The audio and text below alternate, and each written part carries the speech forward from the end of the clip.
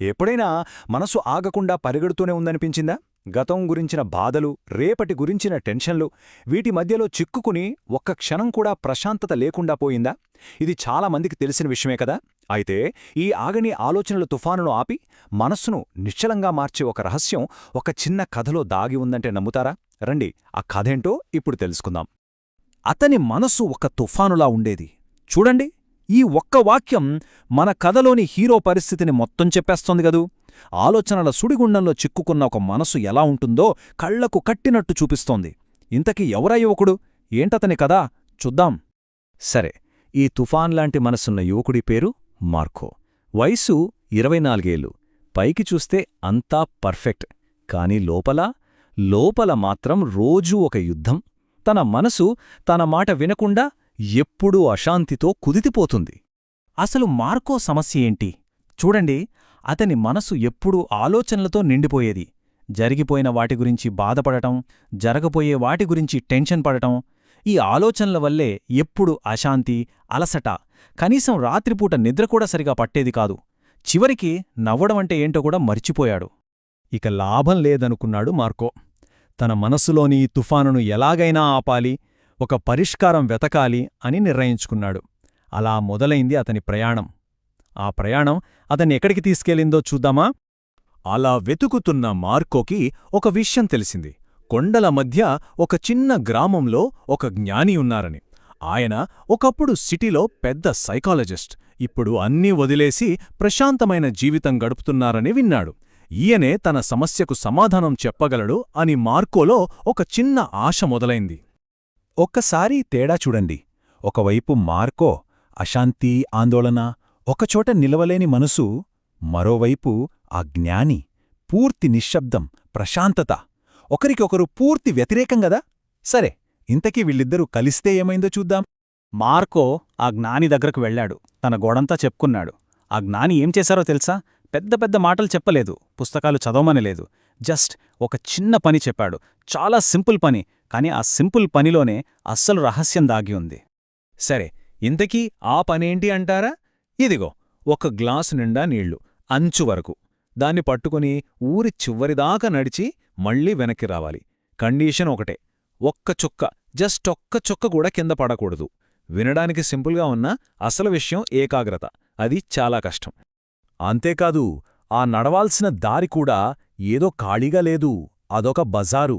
ఇరుకైన రోడ్డు, జనం అటూ ఇటూ తిరుగుతున్నారు, షాపుల వాళ్లు అరుస్తున్నారు, కుక్కలు మురుగుతున్నాయి, ఫుల్ డిస్టర్బెన్స్. ఇలాంటి చోట గ్లాసులో నీళ్లు వలక్కుండా నడవడమంటే మామూలు విషయం కాదు. కాని మార్కో ఏం చేశాడో చూడండి. అతను దేన్నీ పట్టించుకోలేదు. తన కళ్ళు, తన ధ్యాస అంతా ఆ గ్లాస్ మీదే. చుట్టూ ఏం జరుగుతున్నా సరే అతనికి వినిపించలేదు, కనిపించలేదు. అడుగులో అడుగు, చాలా నెమ్మదిగా, జాగ్రత్తగా అతను ఆ పనిని పూర్తిచేశాడు. అలా మార్కో గెలిచాడు, పని పూర్తి చేశాడు. కాని అసలు కథ ఇప్పుడే మొదలవుతుంది. ఆ గెలుపు వెనుక, ఆ చిన్న పని వెనుక ఉన్న అసలు రహస్యం ఏంటి? అదే ఇప్పుడు రివీల్ కాబోతుంది. తిరిగి వచ్చాడు మార్కో, చాలా గర్వంగా.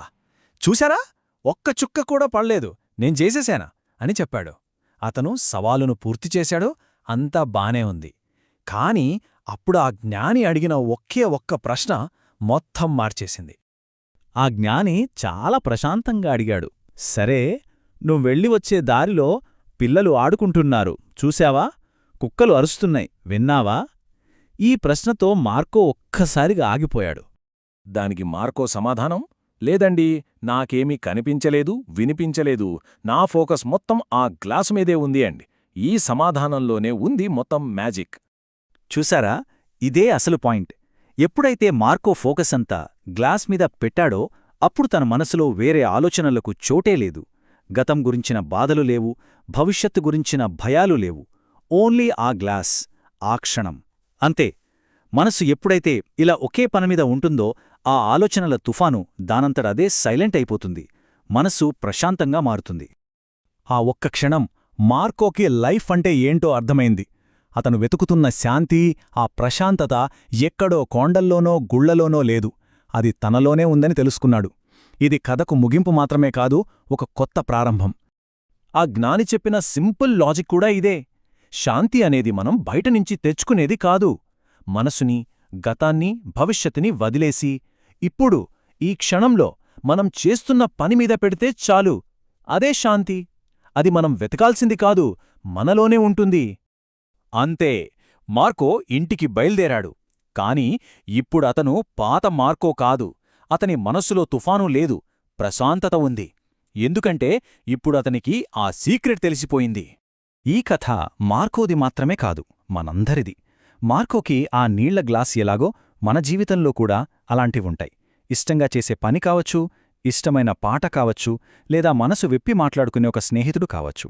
అసలు పాయింట్ ఏంటంటే, మనసుని ఈ క్షణంలో నిలుపగలిగేది ఏదైనా మన నీటి గ్లాసే. మరి మన జీవితంలో మన మనసులోని తుఫానును ఆపగలిగే ఆ నీటి గ్లాస్ ఏది? ఒక్కసారి ఆలోచించండి.